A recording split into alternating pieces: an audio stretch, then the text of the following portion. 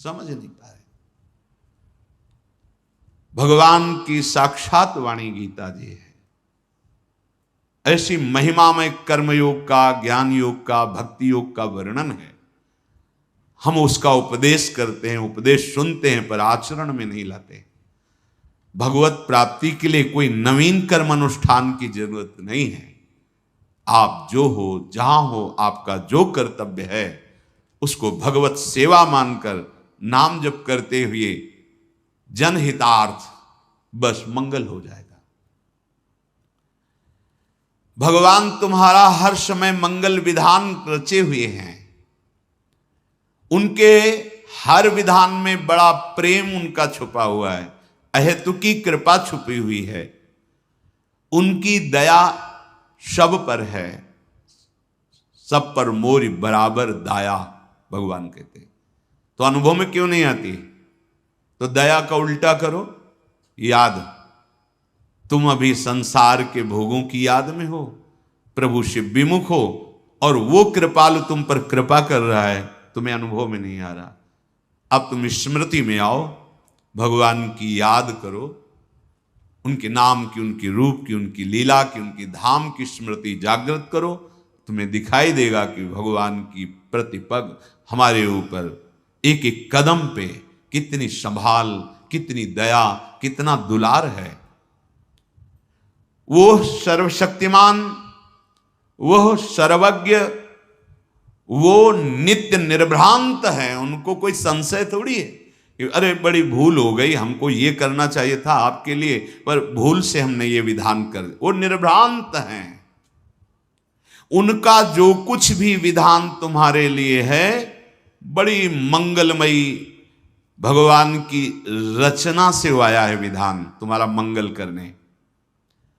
तुम्हारी इच्छा के विपरीत हो सकता है, क्योंकि तुम ना तो सर्वज्ञ हो और ना दूर दृष्टि वाले हो। तुम माया दृष्टि से, शरीर भाव से ऐसी इच्छा करते हो कि ये हो जाए तो हमारा मंगल हो जाएगा, पर भगवान सर्वज्ञ हैं, दूर दृष्टि, परिणाम दृष्टि को जानते हैं। आप भगवान को अपना माना है और आप उनसे मांग की है, वो देख रहे हैं कि ये मांग इसको हमसे विमुख कर देगी, वो नहीं देंगे, वो विपरीत परिस्थिति पैदा कर देंगे। जब आपका कपड़ा गंदा हो जाता है तो आप उसे साफ करते हैं ना, ऐसा तो नहीं कि पानी में डाला निकाल दिया हो गया, नहीं, उसको रगड़ते हैं जहां दाग लगता है, उसमें पदार्थ डालते हैं जिससे दाग छूटे। तो अंतःकरण जब ताप से युक्त होता है तो पाप नष्ट होते हैं। जब आप भजन करोगे गंदे आचरणों को छोड़ के, तो पहले ताप प्रकट होगा जो अंदर के पापों को अनर्थ निवृत्ति करता है। उस समय सत्संग की आवश्यकता है। धैर्यवान रहो और नाम जब बढ़ाते रहो, बिल्कुल दुख सुख की परवाह ना करो, जीत जाओगे। पर वो अज्ञानी जीव समझता है कि 4 दिन हम ऐसा कर ले तो सब, वैसे वो 4 दिन भी व्यर्थ नहीं जाएंगे, तुम्हारे जीवन का बहुत बड़ा मंगल विधान करेंगे, पर वर्तमान में तुम्हें अनुभव में नहीं आएगा। जैसे बहुत दिनों का भूखा 4 कवल खवाकर छोड़ दो, यद्यपि उसके प्राण पोषण का काम करेंगे, पर उसकी भूख नहीं मिटेगी। कल्याण के स्वरूप भगवान जानते हैं कि तुम्हारे लिए विधान क्या है, सच्ची मानिए। वो जो भी कर रहे हैं बहुत कृपा करके, कम हमारे जो दंड मिलना चाहिए बहुत कम करके भुगता के हमें निर्मल कर रहे हैं। हम आरोप ना करें, एक भी कोई ऐसी चेष्टा नहीं जिसका तुम्हें फल ना मिले, एक भी चेष्टा। और तुमने कितनी कुछ चेष्टाएं की है, और तुम्हें वृंदावन आने को मिला, तुम्हें सत्संग सुनने को मिला, तुम्हें राधा नाम जपने की प्रेरणा मिली। ये तुम्हारे कर्म का फल नहीं है, श्री जी की कृपा है। श्री राधिका कृपा बिनु सबके मनन अगम्य, ये सत्य है। एक बार तुमने राधा सुना, बोला भी नहीं, ये सुनना ही तुम्हारे लिए महामंगल की नींव पड़ गई। जब परिणाम आएगा तब देख लेना। अभी आप वर्तमान में आनंदित हो जाएं, इसके लिए निरंतर राधा राधा राधा, और पूर्व जो रच चुका है हमारे लिए शरीर के साथ सुख दुख विधान, उसको सह जाओ। बहुत कम में आएगा और सहने की सामर्थ्य भी मिलेगी और आगे परमानंद है। अभी आप पापाचरण कर रहे हैं, बड़ा सुख अनुकूलता चल रही, भूलो मत भूलो मत, तुम्हारे पुण्य नष्ट किए जा रहे हैं तुम्हें महान दुख प्रदान करने के लिए। पाप कर्म करते हुए सुखी और फूल रहे हो, वो पुण्य नष्ट हो रहे हैं। पाप नया तैयार हो रहा है, पुराना तो स्टॉक है ही। जब दोनों का संयोग होगा तब तुम्हें पता चलेगा। इसलिए वर्तमान की परिस्थिति को भजन से मत नापो। तुमसे भूल हो सकती है, भगवान से नहीं, वो सर्वज्ञ हैं। तुम अपना मंगल जो सोच रहे हो अमंगल हो सकता है, भगवान जो तुम्हारा मंगल सोच रहे हैं उससे नहीं। विश्वास करो, भगवान कभी, पूज्य राधा बाबा के शब्दों में, कि भगवान की ताकत ही नहीं कि वह मंगल कर सके।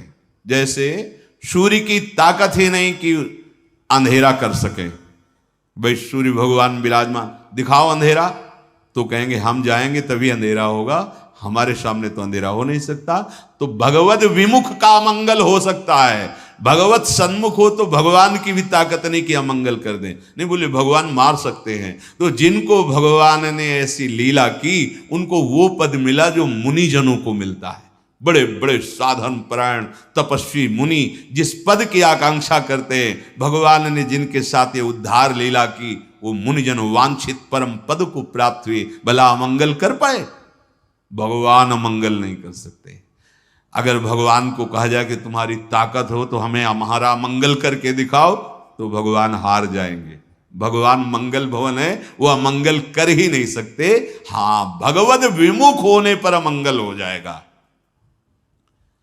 तो तुम उपासक हो, भगवान की असीम शक्ति है, उस असीम शक्ति में सब कुछ सहज में करने की सामर्थ्य है, पर वो तुम्हारी इच्छा के अनुसार नहीं कर रहे। इसका मतलब भगवान की मंगलमयी इच्छा हमारे ऊपर लागू हो गई। अब हमें भगवत प्राप्ति में कोई संशय नहीं।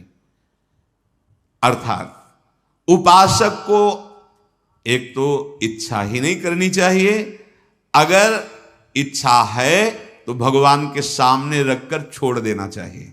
आप जो आपको भावे सो करो। आप स्वतंत्र हो, आपको लगे कि इस इच्छा पूर्ति से मंगल होगा तो आप कर दो, और आपको लगे कि नहीं होगा तो आप कभी मत करना। ये छूट दे दो। नहीं, ये छूट इसलिए कि तुम्हारी श्रद्धा और विश्वास डगमगाएगा नहीं। भगवान की सर्वज्ञता, सर्वशक्ति, सौहार्दता, मंगलमयता पर तुम विश्वास करो। अपनी स्वतंत्र इच्छाओं से कभी तुम मंगल स्वरूप को प्राप्त नहीं हो सकते।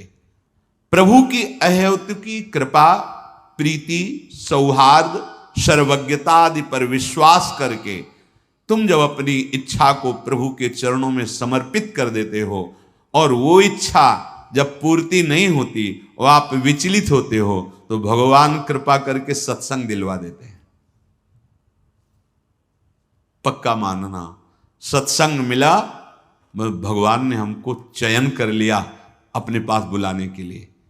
पूरी सृष्टि में हम पर कृपा हो गई, इतने अनंत जीवों में से मुझे निकाल लिया। कितना प्यार करते हैं प्रभु। मुझे सतमार्ग मिल गया, संत संग मिला, मनो सब कुछ प्राप्त हो गया। पर फिर सावधान, संत संग कैसे? संतों का संग जो हमें भगवत कृपा से मिलता है, वो सत्संग जो सत्संग मात्र से भगवत प्राप्ति।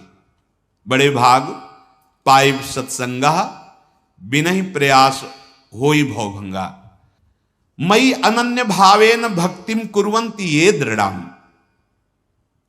मयि अनन्य अर्थात एकाग्रेण निष्कामेन कर्मणा मनसा अंतःकरणेन दृढ़ाम भक्तिम कुर्वन्तु।